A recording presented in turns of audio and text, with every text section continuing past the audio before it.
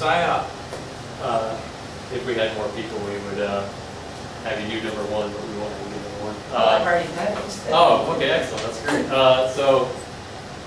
This is kind of a focus on ELL students and their struggles with language development, learning that second language, and so effective strategies that we can use to help them in addition to teaching them the content in the classrooms. So kind of as the bell ringer or the warm-up activity would be you would like to write it down there, you just need voice since it's just us, but talking about, oh, you already did that too?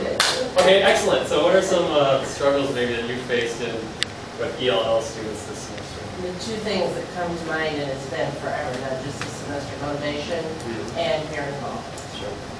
Okay. Yeah, we've been getting a lot of those types of answers today. We can help you with one of them. Right. I think with the motivation, a lot of the techniques in SIOP will be effective for the motivation, but however, there's nothing in SIOP that can help the parent involvement. So we'll handle we'll address the student side. So the SIOP model, what is it exactly? Here's the question. What is SIOP? So SIOP stands for Sheltered Instruction and Observation Protocol. Basically, the idea behind SIOP is that we're taking our teaching and we're just kind of changing it a little bit, and then we're trying to incorporate language development skills in addition to that content, and trying to focus our teaching around that. Kind of a disclaimer, I guess, that we should start off with is when we were going through this, we went to this 3-day conference, and they said to fully implement the whole thing and to start to do it well, it takes usually between 4 and 5 years. We had 3 days. And so we're just kind of pulling the things we thought would be most effective for people in the building right now to use what we gathered. Things you can take from today you can use in your class right away. So there's nothing big, where you have to implement it. So it's a way of teaching those language skills. It's also an intentional focus on the language development for ELL students. And it's kind of the idea that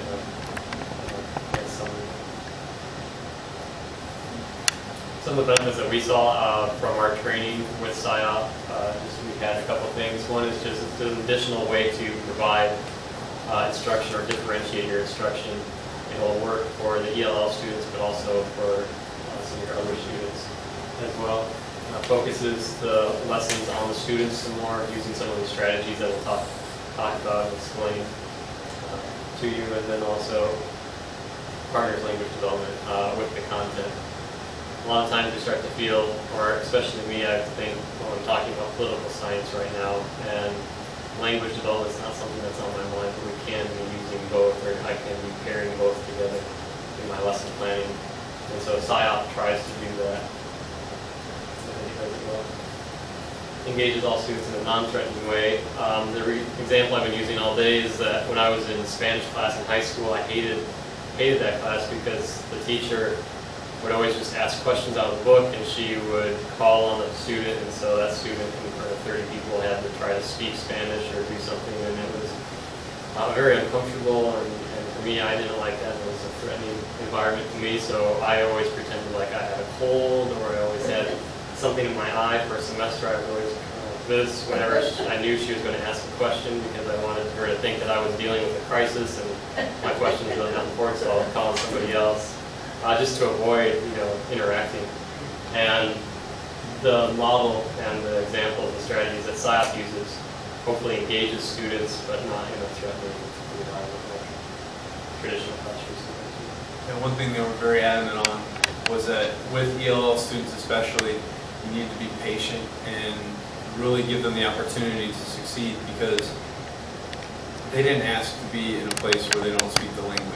They didn't ask for that situation to happen, but they're there. And it's their responsibility to take on the challenge, but at the same time, we need to be understanding of them and not scare them like it's something huge.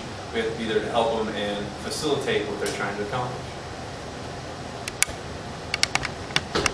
These are the 8 components of the SIOP model, and when we were presented, when these were presented to us, we actually learned the 8 components via a SIOP Macarena, but we do not have the CD with us today, so we will not be performing the Macarena. But it was a very, very useful exercise. But what I would like for you to do is pull out the one that says Lesson Plan Checklist for the Sheltered Instruction Observation Protocol. If you'll notice the 8 components: lesson preparation, building background, comprehensible input, effective strategies, meaningful interaction, practice and application, lesson delivery, and review and assessment. All of these are listed with a short summary on this worksheet. These 8 things are things we already do in the classroom. I'll just go through each one briefly. When you prepare, the SIOP model asks you to write a content objective and a language objective, which is something we'll get to later on, the difference between the two. They also ask you to choose appropriate content concepts and identify supplementary materials that can help students get to these concepts. Maybe to adapt the concept for the students, to make it easier for them to grasp. The next thing is building a background. The example I've been using all day, sometimes when we are reading a story in my class, there will be a moment where something in my mind connects the story we're reading to a movie, perhaps a movie that the students have seen. Well, in the classroom, if 90% of the students have seen Waterboy, and I'm talking about the movie Waterboy, and the other 10% haven't, then I need to find something else that they can connect to. Same thing with the English language learners. They do not have the same background we have. They have a different schemata, and they just have a different culture. So we have to find what they know about a subject before we can teach something new to build onto it. So building background is very important. The next, comprehensible input. Using speech that's appropriate for the students, not using too big of words. Getting the student to give input that is helpful, and not just lower level stuff. Getting to the hierarchy, getting an upper level thinking and input that way. Strategies, that's something we're going to discuss later on. We have a whole slew of strategies for us to discuss. Interaction, giving the students a chance to interact with their peers is very big. We cannot have an English language learning student in our classroom isolated from everybody else and not interested in what we're doing. You need to include them in the groups or include them in the lesson. And we have various, we'll talk about various activities that we can do to do that through SIOP. Practice and application, they recommend hands-on material, getting up out of your seat, doing a lot of different things, a lot of variety to keep the students interested, and allowing them to practice their language skills, which we'll learn that there are 4 of them. 4 language skills that we're going to teach from. The lesson delivery, making sure that you support the objectives you write, making sure that you engage the students most of the time, 90 to 100% of the time. And then finding a pace that's comfortable for all students, not too fast for your ELL students, but not slow enough that it's going to drag down the rest of the class. And then finally, the use of review and evaluation. It's always crucial to not only provide feedback to the students, but to get feedback from them so they know, so we know where they're at and we can help them if they need it. So these are a lot of things we already do as teachers. However, with the SIOP, it's even more important. So some of those language skills are 4 domains of language. When we're thinking about language, sometimes we just focus in on just the speaking part, but there's different parts of language and language development. So a good example would be if you're talking to somebody, let's say about Spanish, and say, well, I understand Spanish, I can hear it and understand it better than I can speak it. Well, those are 2 different parts of your language development. So speaking and listening, reading and writing are all components of language development. What SIOP's trying to do is, in your lesson planning and delivery, we're trying to incorporate as many of these things into the lesson for the student to practice as they gain an awareness of this new language and as they start to develop it on their own. I'm trying to incorporate these things into that.